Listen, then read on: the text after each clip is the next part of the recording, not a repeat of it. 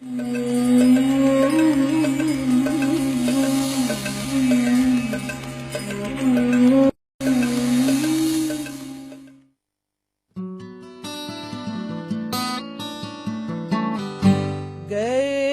دنوں کا سراغ لے کر کدھر سے آیا کدھر گیا وہ عجیب مانوس اجنبی تھا مجھے تو حیران کر گیا وہ۔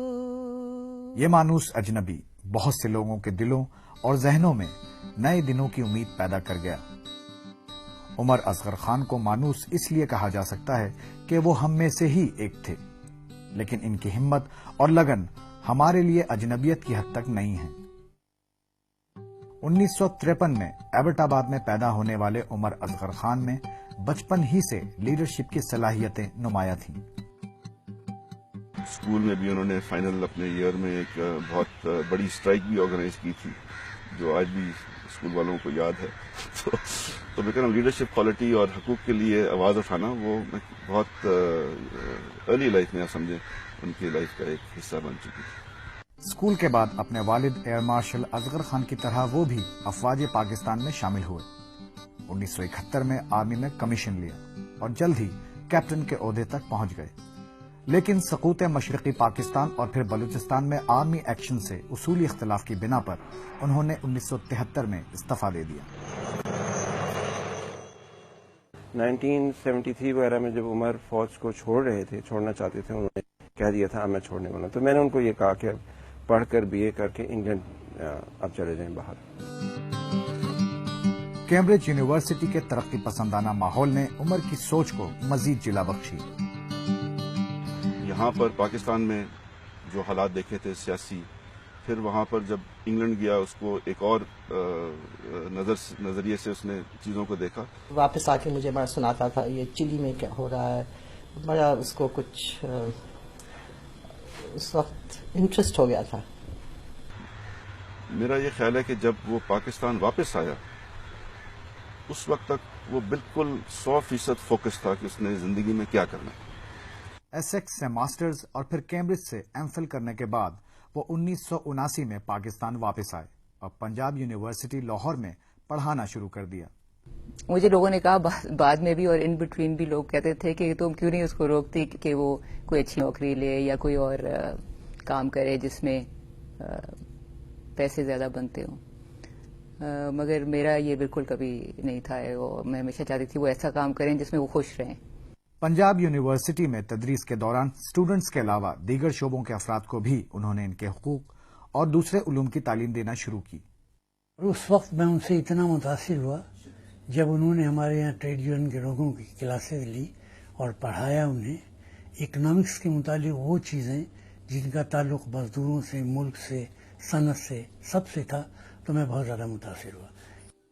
جہاں عمر نے اپنے اچھے سلوک اور روشن خیالی سے بہت سے لوگوں کو ایک نیا راستہ دکھایا، وہیں کچھ افراد نے ان کے خیالات سے خطرہ محسوس کیا۔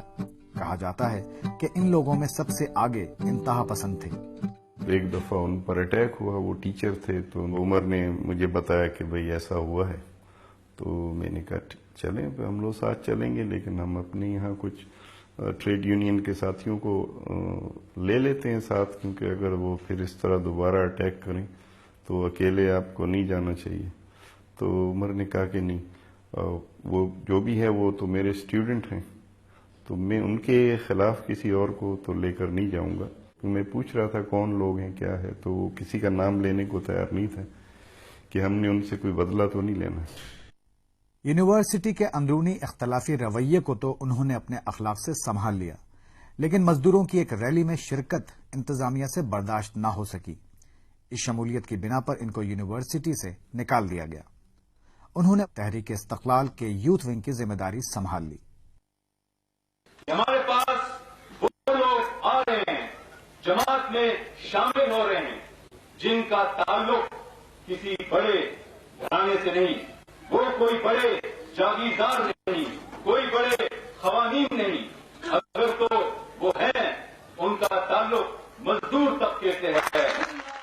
लेकिन 1988 और 90 के इंतखाबात के तजर्बे ने उमर पर यह वाजे कर दिया कि उस वक्त का सियासी माहौल इनके तरक्की पसंदाना नजरियात के लिए साजगार न था।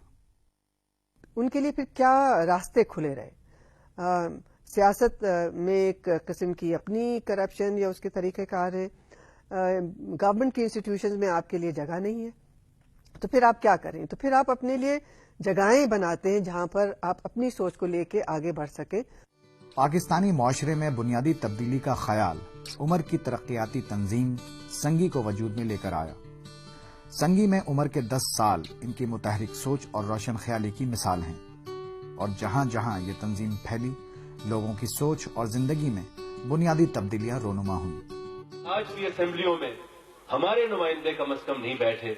ये नुमाइंदे जरूर हैं, लेकिन इस मुल्क के, इस धरती के लाखों करोड़ों बहनों, किसानों और महरूम तबकात की नुमाइंदगी नहीं करते। अगर वो करते होते तो आज ये पॉलिसियां ऐसी नहीं बनती। मेरे ख्याल से अब मुतालबात का वक्त चला गया है। अब हमें देखना है कि हम लोगों ने अपनी ताकत को पहले पहचानना है। इसको पहचानो और हमें यह तय करना है कि पाकिस्तान एक ऐसी मुमलिकत हो जिसमें इस मुल्क के किसानों को, इस मुल्क के मजदूर तबके को एक अपना मुल्क इसको तसव्वुर करने का मौका मिले, इसमें उनकी अपनाइयत। शराकत की बात तो एनजीओ सेक्टर में बहुत होती है, लेकिन उसको एक अमली तौर पे एक जमहूरी असूलों को समझना और उनको आगे उन पे अमल दरामद करना, ये उनके सियासत के तजर्बे से था। उसमें जो चीज़ थी, खास चीज़ वो थी, उनमें चाहे लाइवलीहुड राइट्स की बात है, चाहे मुजारिहीन की राइट्स की बात है, ख्वातीन के राइट्स की, बच्चों की राइट्स की बात है, तो वो सारी उस डेवलपमेंट पैकेज के साथ शामिल होकर होती थी। उन्होंने मसाइल पर सिर्फ आवाज ही नहीं उठाई, बल्कि हुकूमत और रियासत को भी ठोस इक़दामात के लिए मजबूर करते रहे। गाजी बरोथा डैम के हवाले से उमर की तनकीद इसी सिलसिले की एक कड़ी थी। In the case of Ghazi Barota, the compensation to be paid to the affectees is a condition for funding Ghazi Barota. But one has seen that these amounts have not been paid out to over 2,000 families who still have not been given land or cash as compensation. There is a need for a public debate, I think, on three main areas: energy policy, water policy, and resettlement policy in Pakistan. This has not really happened. I think before any new hydel projects are planned and executed, there is a need to first have this debate, come up with the policy, and until then I will argue to have a moratorium on any project on the river Indus.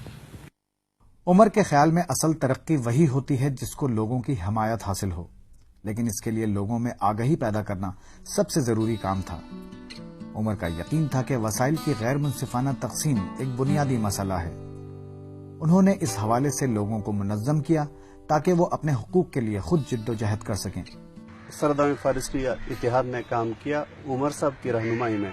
Umar साहब हर वक्त हर meeting में शरीक होते थे। इस सरदार फारिस्टी इतिहाद की वजह से दीर के आवाम की जो रॉयल्टी फंसी हुई थी वो एक हद तक लोगों को मिल गई है वो रॉयल्टी। लेकिन हर इनकलाबी कदम के साथ उमर को मुजाहिमत का सामना करना पड़ा, जो कि बाज़ औक़ात धमकियों और बदनामी की मुहिमों से बढ़कर खतरात की हुदूद में दाखिल हो जाती थीं।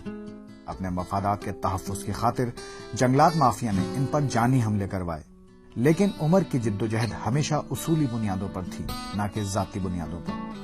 कागान में जरेद के गांव के पास उनको फिजिकली अटैक किया गया और जिस साहब ने मैन हैंडल किया उमर को, वो काफ़ी एक तहजीब से गिरी हुई हरकत उन्होंने की।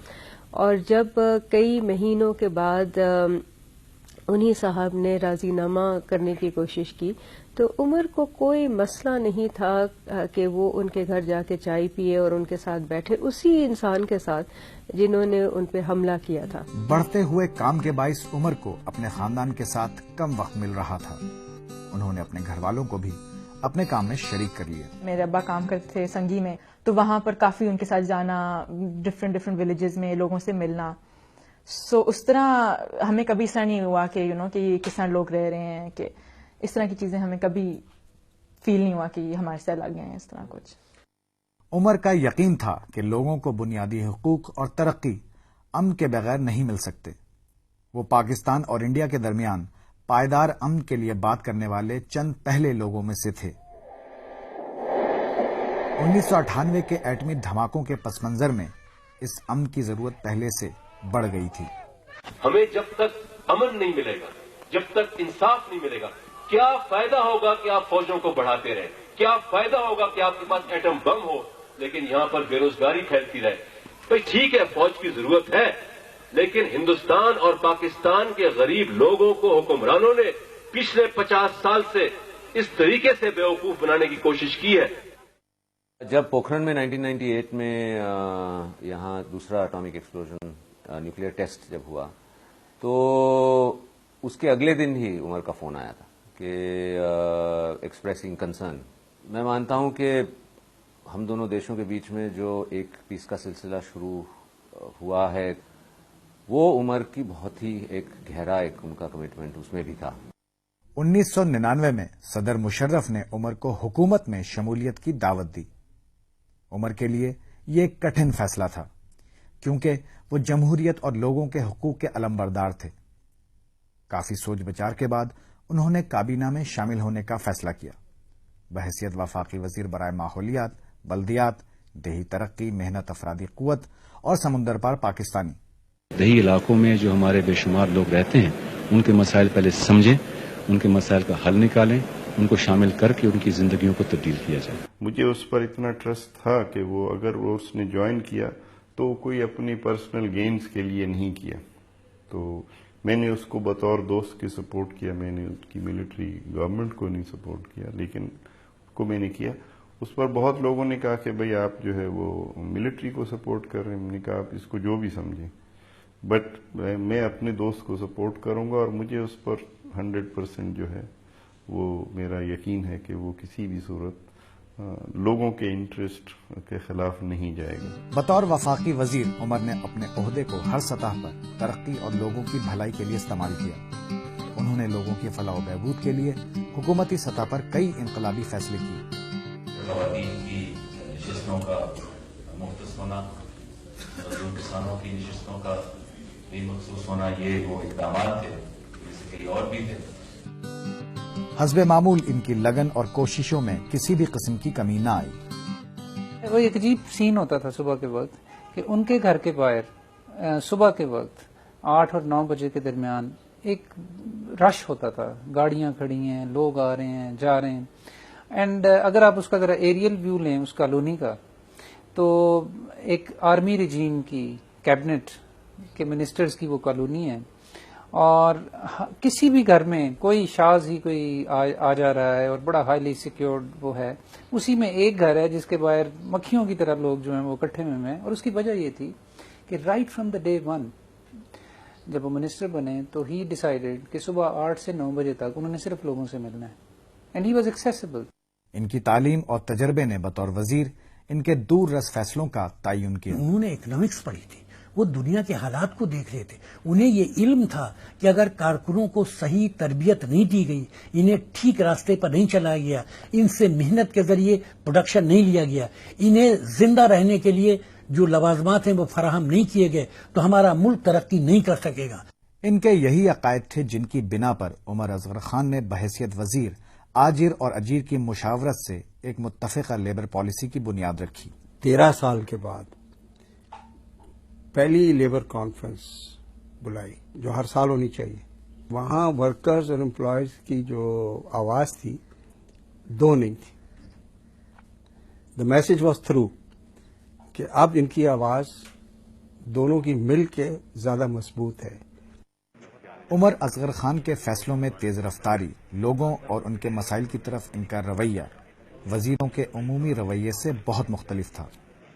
وہ خود ہی فون کر رہے تھے کہ مجھے پتا چلا ہے فلانے ذرائع سے پتہ چلا ہے. کیا ایسے ہو رہا ہے؟ ہاں ہو رہا ہے. تو آپ لوگ اس کے لیے کیا کر رہے ہو؟ کچھ کرنا آپ سمجھتے ہو کہ کچھ کرنا چاہیے. تو یہ نہیں تھا کہ وہ انتظار کرتے تھے کہ کوئی ان کے پاس آئے.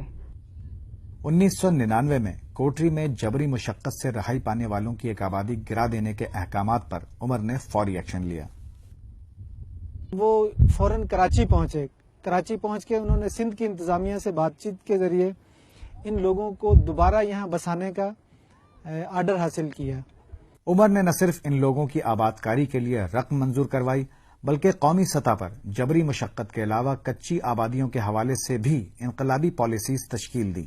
ہم نے یہ طے کیا کہ کچی آبادیوں کو ہم مالکانہ حقوق دے رہے ہیں اور ساتھ ساتھ ہم پاکستان میں جو خوشحال پاکستان پروگرام اس وقت چل رہا ہے اس میں سے خاص رقم جو مختص کی جا رہی ہے کچی آبادیوں کے مکینوں کے لیے تاکہ رہائش کا مسئلہ جو ہے وہ حل ہو. ان کامیابیوں کے باوجود عمر اصغر خان کو احساس ہوتا چلا جا رہا تھا کہ اپنے مشن کو آگے چلانے کے لیے ان کو حکومت چھوڑنا ہوگی. دسمبر 2001 میں انہوں نے کابینہ سے استعفی دے دیا.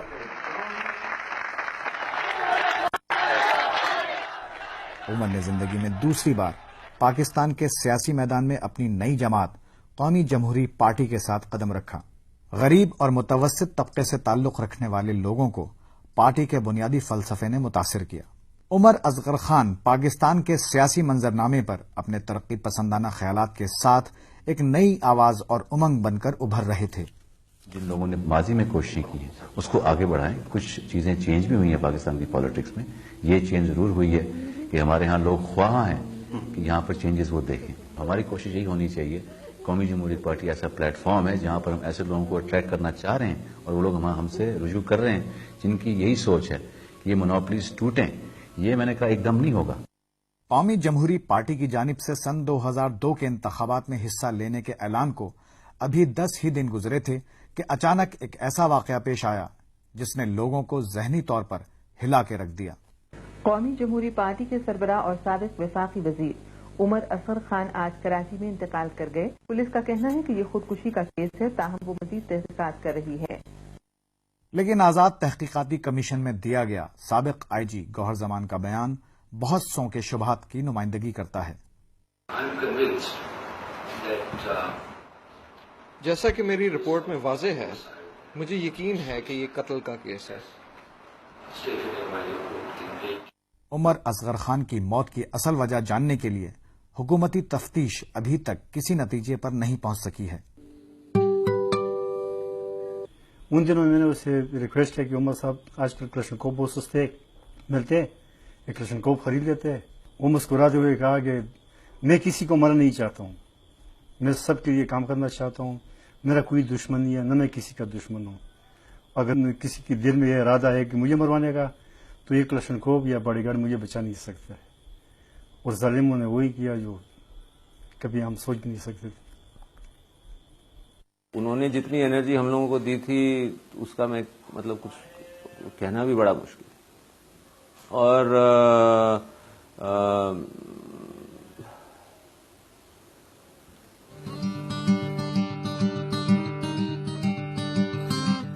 عمر کے جنازے میں ہر علاقے، ہر طبقے اور شعبے کے لوگوں نے شرکت کی. اس موقع پر اندازہ ہونا شروع ہوا کہ شمالی علاقہ جات سے لے کر پاکستان کے ساحلوں تک عمر کتنے لوگوں کی زندگیوں میں تبدیلی لائے تھے. میں تو حیران ہو گئی تھی کیونکہ جب اتنی عورتیں آئیں اور روئیں اور سب نے کہا کہ ہم اتنی دور رہتے تھے، پہلے تو ہم گھنٹوں جاتے تھے پانی بھرنے، انہوں نے ہمیں ایک نلکا دے دیا، اس نے کچھ اور کہا، اور وہ اتنا روئیں اتنا بھی میں تو حیران رہ گئی کہ عمر نے کیا کیا کیا تھا ہمیں پتہ ہی نہیں چلا. آپ ایک گاؤں میں جائیں اور وہاں پر لوگ، آپ پورا کا پورا گاؤں آپ کے ساتھ بیٹھ کے روئے. اور میں یہ کوئی ایگزیجریٹ نہیں کر رہا، میں پورا گاؤں مطلب کہ 80-90 بندے آپ کے گر بیٹھے ہیں اور رو رہے ہیں، اور کہ جو بات کرنے کو اٹھتا ہے اس سے بات نہیں ہوتی. تو وہ چیز دیکھ کر یہ احساس ہوا کہ عمر کا ان لوگوں پہ کتنا اثر ہے. دیہی علاقے کے لیے بہت بڑا نقصان ہوا ہے کہ وہ ہمارے سے جدا ہوئے ہیں. ورنہ وہ اگر ہوتے تو شاید یہاں پر اور بھی کئی تبدیلیاں ہوتی. جب میں اس وقت کنڈولنس وزٹ پہ آئی تو پاکستان کے پریزیڈنٹ صاحب سے بھی ملنا ہوا تو انہوں نے کہا it's a great loss to Pakistan. جب میں نے کہا کہ لاس ٹو پیس موومنٹ, انہوں نے کہا it's a great loss to Pakistan. غریبوں کے لیے آواز تو لوگ اٹھاتے ضرور ہیں لیکن سیاسی لیول پہ عمر اصغر خان کا سب سے بڑا پلس پوائنٹ یہ ہے کہ انہوں نے سیاست غریبوں کے سروں پر رکھ کر پاؤں نہیں کی. انہوں نے سیاست کی تو غریب کے حق کے لیے کی. عمر اصغر خان اب نہیں ہے لیکن ان کی پیدا کیے گئے اصولوں کے تحت ہم لڑنے کے لیے کھڑے ہیں. عمر کی موت اور اس طرح چلے جانا یقیناً ایک حادثہ ہے, لیکن اس سے زیادہ اہم بات یہ ہے کہ وہ کس طرح زندہ رہے. ان کی زندگی ایک قیمتی ورثے کی طرح ان کے کام اور لوگوں کے ذہنوں میں موجود ہے. وہ جو بات تھی یا ان کے اپنا ایک لہجہ تھا یا ان کا اپنا طریقہ کار تھا, وہ شاید کہ اس کے بعد 100 سال تک بھی پورا نہ ہو سکے. جب بھی ہمارے پاس کوئی آدمی باہر کا آتا تو وہ تو اس کے لیے بہت ہمیں انتظامات کرنے پڑتے, لیکن یہ جس طرح ہم زمین پر بیٹھ جاتے ہمارے ساتھ تو اپنے بھائیوں کی طرح اور اپنی طرف باتیں کرتے. جو کچھ وہ کہتے تھے وہ اپنے کردار سے اپنے عمل سے وہ ثابت کرتے تھے. تو لوگ اتنے اندھے تو نہیں ہے نا, ان سب چیزوں کو دیکھ کر لوگ انہیں اپنا سمجھتے تھے, اس لیے ان پہ اعتماد کرتے تھے. پرائے پہ لوگ اعتماد نہیں کرتے. آج بھی بہت سے لوگ عمر اصغر خان کے مشن کو جاری رکھے ہوئے ہیں. بہت سے ادارے ہیں جن میں ان کا ایک کردار رہا ہے اور انہوں نے ان کو انسپریشن دی ہے. تو ہماری یہ کوشش تھی کہ اس کام کو ہم آگے بڑھائیں, اور اس کام میں ایک جو چیز ہمیں بہت اہم نظر آئی وہ یہ تھی کہ عمر کی زندگی سے ہم ایک سبق سیکھیں کہ لوگوں میں یہ خواہش پیدا کرنی ہے کہ وہ حکومت کو اور ان لوگوں کو جو پالیسی بناتے ہیں ان کو مجبور کریں کہ ایسی پالیسیز بنائیں جس میں قومی اثاثوں کو برابری سے ان کا استعمال کیا جائے اور ان لوگوں کے لیے استعمال کیا جائے جو اس کے اصل حقدار ہیں. عمر نے اپنے عمل کے ذریعے قیادت کی ایک اعلیٰ مثال قائم کی. وہ ان لوگوں میں سے ایک تھے جو کسی بھی معاشرے میں بنیادی سوچ کی تبدیلی کا باعث بنتے ہیں. انہوں نے اپنی زندگی میں مسلسل مشکل فیصلے کیے, ایسے فیصلے جن میں انہوں نے اپنے ذاتی نقصان کی بھی پرواہ نہیں کی. کسی بھی باپ سے آپ پوچھیں تو میرے خیال میں بڑا مشکل ہے کہ بچے کی تعریف نہ کرے, مگر میں ایمانداری سے سمجھتا ہوں, آبجیکٹیولی اگر سوچوں, اگر ایسے بہت سے نوجوان ہوں پاکستان میں, بہت سے, ایک دو سے کام نہیں بنے گا, تو میں سمجھتا ہوں تقدیر بدل سکتی ہے اس ملک کی. لازم ہے کہ ہم بھی دیکھیں گے وہ دن کے جس کا وعدہ ہے, جو لوح ازل میں لکھا ہے.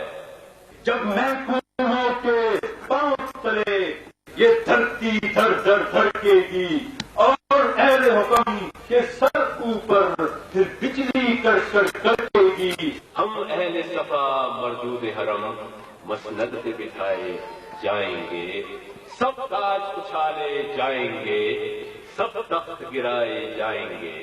ہند اٹھے گا حق کا نعرہ, جو میں بھی ہوں اور تم بھی ہو. ہند راج کرے گی خلق خدا, جو میں بھی ہوں اور تم بھی ہو. یاد نال کچھ ارے مان چھوڑ گیا آئے, جان دیواری سب نو پیغام چھوڑ گیا آئے. اٹھو تاج اٹھو سارے ہونا سی جو ہو گیا, سرگی دا تارا جا کے نویں شہر سو گیا. اٹھو تاج اٹھو سارے ہونا سی جو ہو گیا, ایک لوک ہو گیا, ایک لوک ہو گیا. لوکاں نو جگان والا کیڑے پاس کھو گیا, ایک لوک ہو گیا, ایک لوک ہو گیا.